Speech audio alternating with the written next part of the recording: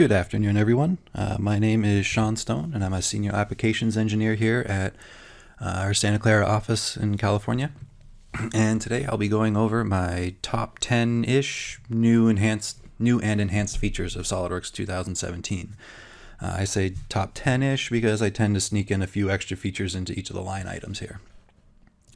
So let's go ahead and get started here.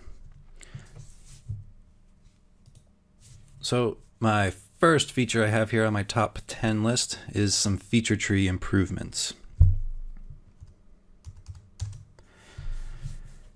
So the first thing I want to show off over here, we're all kind of used to this view over here in our feature manager, seeing all these default configuration and display state names.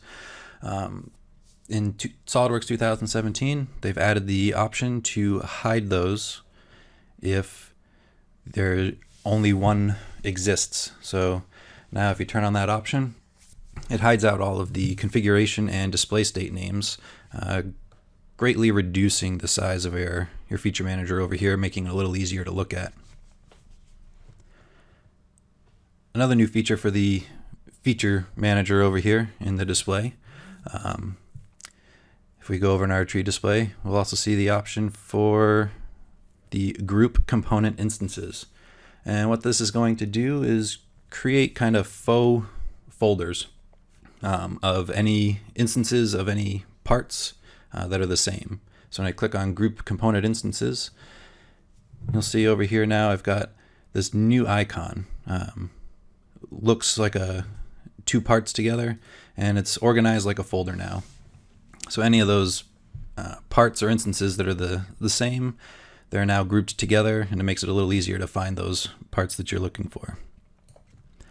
And then lastly, another annoyance that I've found in SOLIDWORKS sometimes when you have a large part and you've got it hidden, if you happen to accidentally click on it and you get that preview, and if it's a big complicated one, it can tend to eat up a lot of resources as it's trying to show that preview. If you want the part to actually be hidden and not shown, if we go into our system options and go to the feature manager, there's now the option you can now disable the preview of the hidden components. So now when we come back into our part here, if I click on my hidden component, it's no longer displayed in that ghost preview out in the graphics window. And before I go on further, I forgot to mention, if you have questions, be sure to put them in the chat window there. I will try to answer as many as I can at the end of the presentation. All right, so let's see what number 9 is. Number 9 is some more useful comments. They've had the comment feature in SOLIDWORKS for quite a while now, but they've improved the functionality of the comments in SOLIDWORKS 2017. So let's go ahead and we're going to close this one. And I'm going to open up my next one here. Now, one of the things that's been added to the comment feature, you're now able to add comments to a lot more feature nodes in your feature manager. They can be added to mates and parts and subassemblies and folders, and you can even add comments now that aren't tied to any feature in particular. So first thing here, up top of our feature manager, we have our comments folder. And in it, you can see we've got those different types of comments. Got a couple on some mates, a couple on some subassemblies, and another comment on a folder here. And that's all in good, but if you want to know kind of where they are in your feature manager, that's another option that we can turn on in our tree display. Right here, the show comment indicator. And when we turn that on now, each of the features that has a comment now has a little icon next to it. And if you stop and hover over any of those features, you can see that comment. If you right click on our comments folder, we can actually add a comment that's not tied to any feature. So what I'm going to do here, I'm going to add in a note, and something else that they've added here in the comments is you can now attach down here. We can attach screenshots or images, and the screenshots would be coming from the graphics area of SOLIDWORKS. So if I go ahead and click on attach an image, let's go find my image here. I'm in the wrong folder. There we go. And so now you can attach an image to a comment, just improving the usability of the comments, making sure you're getting your point across in those comments.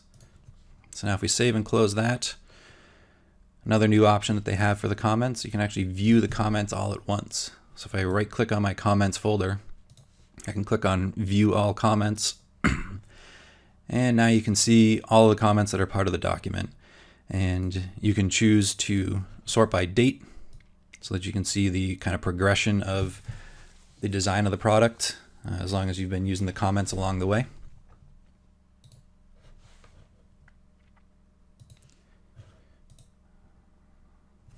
All right, let's jump back over. The next feature we're going to get into here is some sketch enhancements.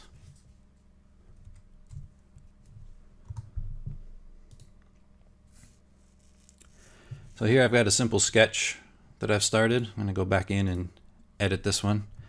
And you'll see something different right away.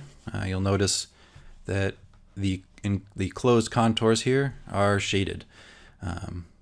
And as they overlap, they get progressively darker. So if I add another shape in here, another closed contour, you can see now we've got 3 varying shades. And this can be controlled with our shaded sketch contours. If you don't like it, you can turn it off. But with shaded sketch contours turned on, as long as there's still some degree of freedom, you can actually click and drag on the contour itself to move it around. You used to have to use the move entities feature if you wanted to move a full contour, but now with the shaded sketch contours turned on, you can just click and drag and reposition it as needed. This also lets you know if you've got an enclosed contour. If you had your line tool, we'll zoom out a little here, and you start drawing, you're not going to get that shade until you complete the contour. So it's another useful tool if your sketch isn't extruding. It's only giving you the extrude thin option, but you swear it's a closed contour. Just make sure the shaded sketch contours is turned on, and you can see visually if it's closed or not. Now the last thing I want to show using these new shaded sketch contours, if I hold down the Alt key, you can see now I've got my contour select tool, and I'm going to select this contour in here. And when I click on it, I get this quick pop-up menu that I can do an extrude boss straight from there. So we'll go ahead and create this new part. And I'm going to save it because now we're going to use this part on our next line item here, which is we got some updates to the distance mates when using a cylinder. Now it may not sound exciting, but I find it very useful. So we're going to go ahead and start a new assembly with this part. Actually, I'll place a couple of them in here.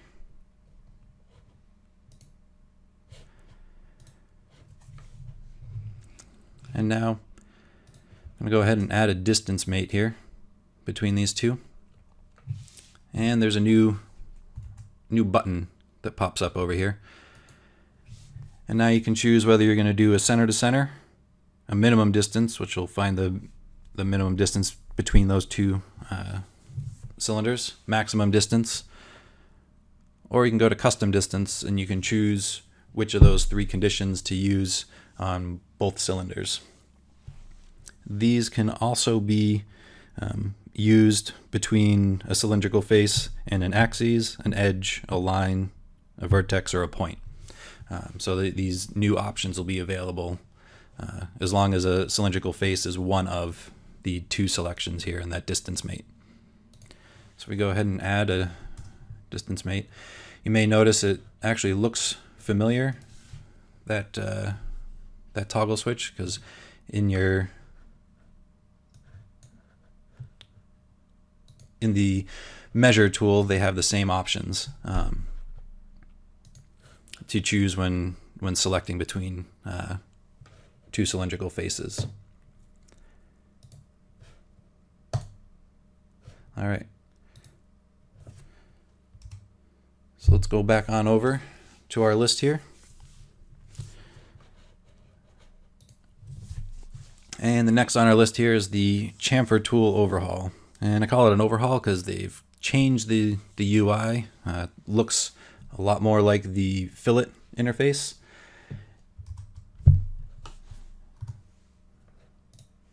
And they've also added some new functionality.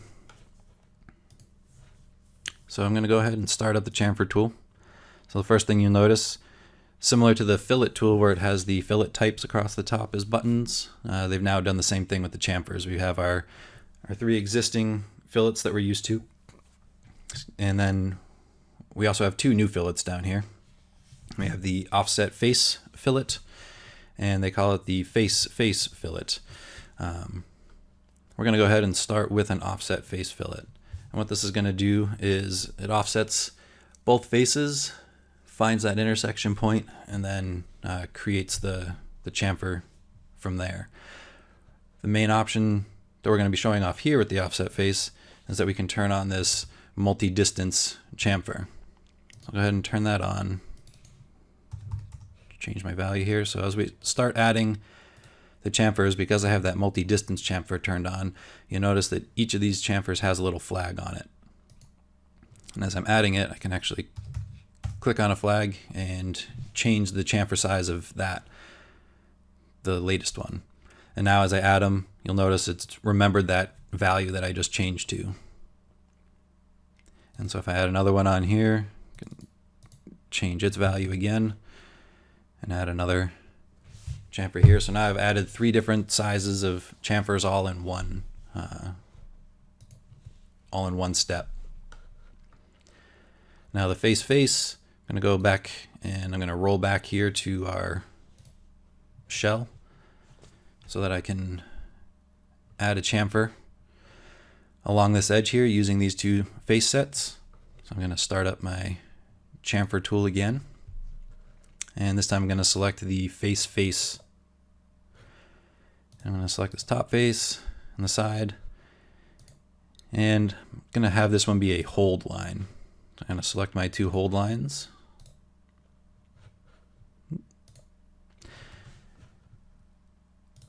And we've now created a chamfer between those two face sets. Now what's another new feature that's been added in, as long as you've used either the offset face or the face chamfer, if we go back in and edit this chamfer, you'll see now we actually have an option to change it over to a fillet. And right now it's still set to hold line. And if I add in the curvature continuous, it'll follow that hold line. And now we've toggled that chamfer over to a fillet.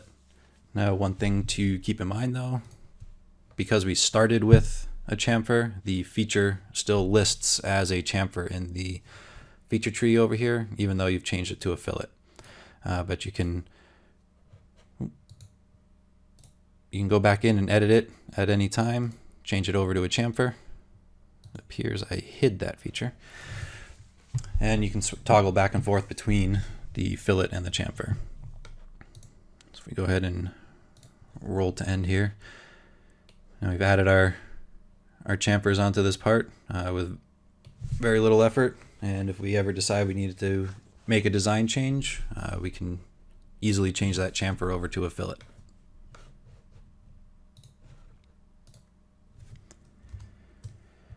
All right, let's see what's next on the list. Next, we've got pattern instances to skip improvement. So if you've ever created a pattern here and you've had many instances on it, but you didn't want to have all of them on, I'm sure you're familiar with the instances to skip. So we'll go down here. We've got our instances to skip. What you notice now, the collection box actually has some dialogue in there. And what it's saying is we can now box select to deselect or disable or enable certain instances. And just using the box select, it's going to toggle any instances that are off are going to be toggled on, and vice versa. So if I grab all of that, you can see they switched place. You can also do the same thing with the lasso select. But we can also add in if you use the Alt key, it will only enable instances. It won't toggle other ones off. So I'm going to go back to my box select here, and holding down the Alt key, you can see it just added only those instances that were disabled. It didn't toggle off these other ones. And we can do the same thing the other way using the Shift key.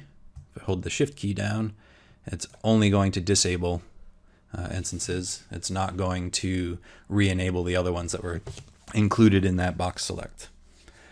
So again, it makes it a little easier. You don't have to go through and click each individual instance anymore. You can box select the ones that you want to turn off or turn on.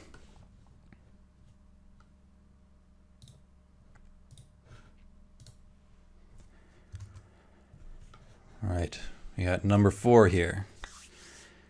This one's a quick one, but I really like this feature. It's the transparent section view.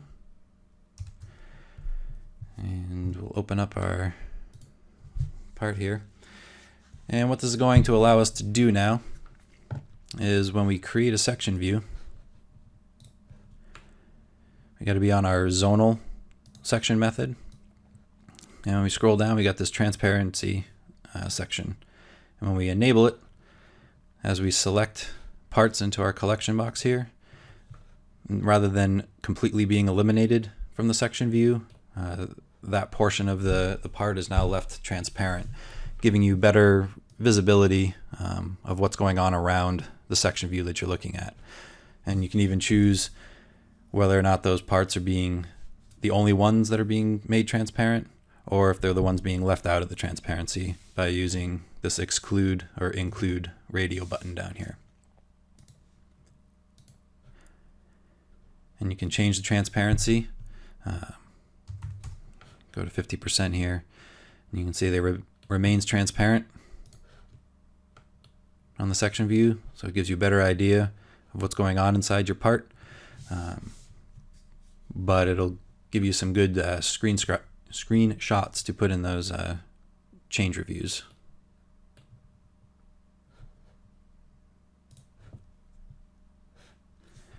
All right. So we got our top 3 now. Number 3 is going to be securing distinct routes through a clip. So we've been able to route wires through a clip for a while now using our routing tool.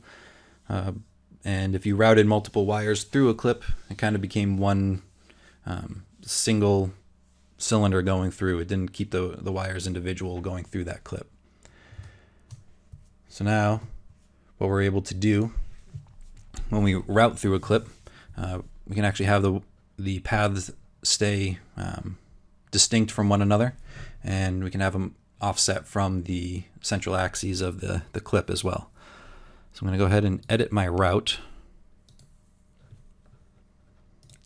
and I'm going to use my route edit through clip option now.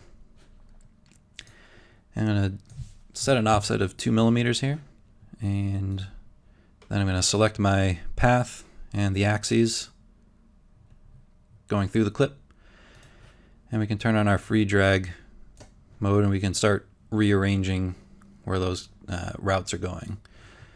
And we'll do the same thing for my next route here.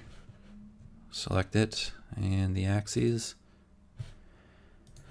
and again we can free drag it around within that clip using that 2 millimeter offset that we've set here.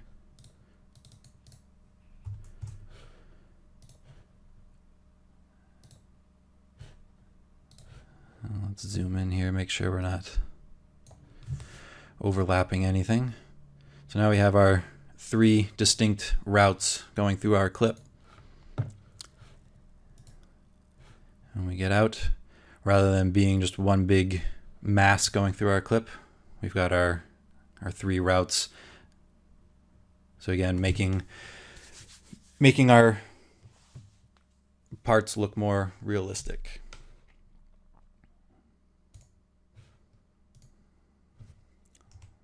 All right, let's see what number 2 is here. 2 is a brand new feature. It's not a enhancement of any existing feature, and it's the magnetic mates. Magnetic mates are going to allow for the quick assembly of parts and sub-assemblies that have a common ground plane. Mainly this is going to be for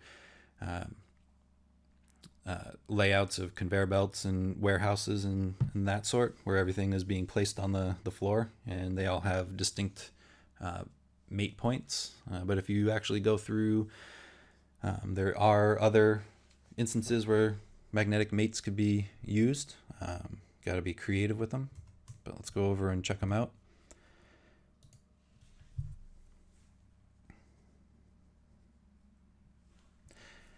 So here we got our factory floor, and we'll rotate around here some. And the first thing we're going to do is we're going to actually insert another conveyor section. And right there you'll notice another new feature of 2017. If you're in an assembly and you go to insert a part and there's no current open parts, so nothing shows up over here in the open documents section, it automatically pulls up the browse dialog. You no longer have to click on the browse button to go find your parts. So I'm going to select my spur conveyor, and now you can see there's pink dots on all the different connection points of these sub-assemblies. And as I get up close, now you can see a line has been drawn between them, and if I were to click here, it's actually going to pull that part in much like a magnet would and mate it. So both of these parts have the same ground plane set, which is the floor of our factory here. And the connection points, there's a connection direction that we'll set, and I'll show you that in a second. And the parts. So let's go ahead and add in another part here. We're going to add in our curve. Again, we'll get it close and click. Now, magnetic mates it also makes for rearranging things really easily. I can click on a part and pull it away, break that link, and add it in another location. This allows quick rearranging and kind of testing of different setups. We can also use the control and drag.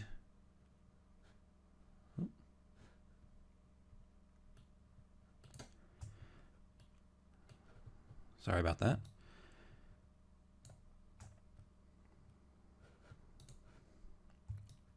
There we go. Control and drag, get it to go to the right point, and we can add in new versions of parts as well. So just one more time to kind of show it off over here. You'll notice magnetic mates actually keep track of all the mates that were added afterwards. So as I grab that part, everything that's attached to it moves along with it. So it makes for very easy rearranging of parts here. Let's go ahead and open up this part.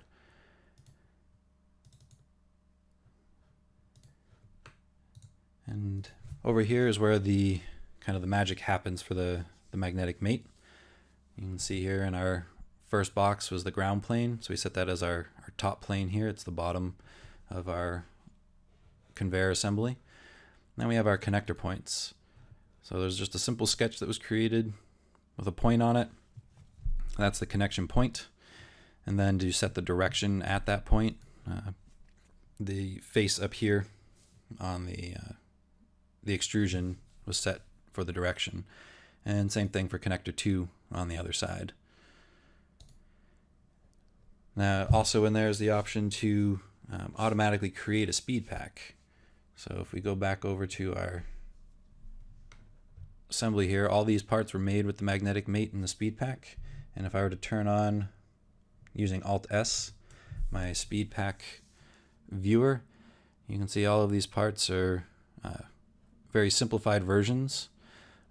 And this will also help aid in the loading of these larger factory assemblies.